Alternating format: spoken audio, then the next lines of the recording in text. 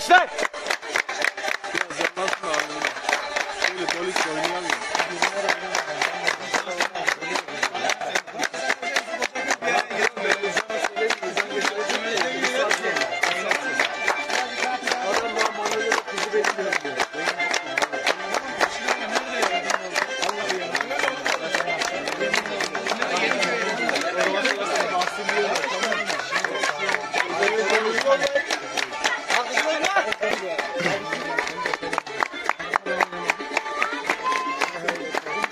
Abi şimdi gel.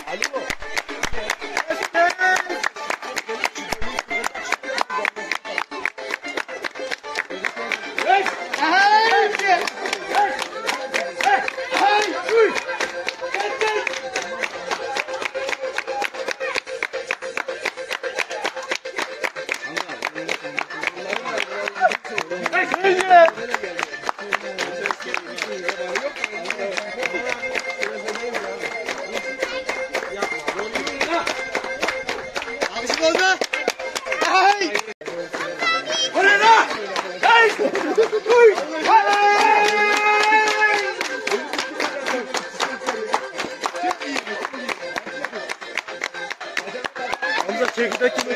Gel. Salak. Elden okunuyor sakın. Elden okunuyor. Yavaş.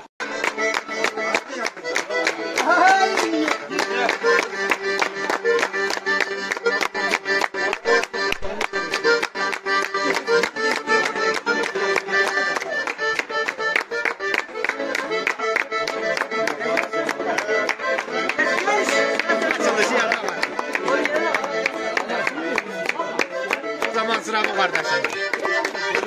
Gel. Al. Gel. Yok mu? Tamam lan çek.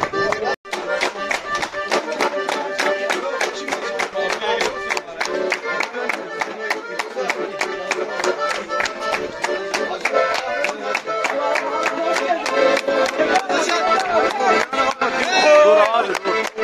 Enes'i çıkartın. Hoş geldin. Şöyle gelin abi. Gelin abi. Hoş geldiniz abi. Gel abi gel. Gel abi gel. Gel abi gel.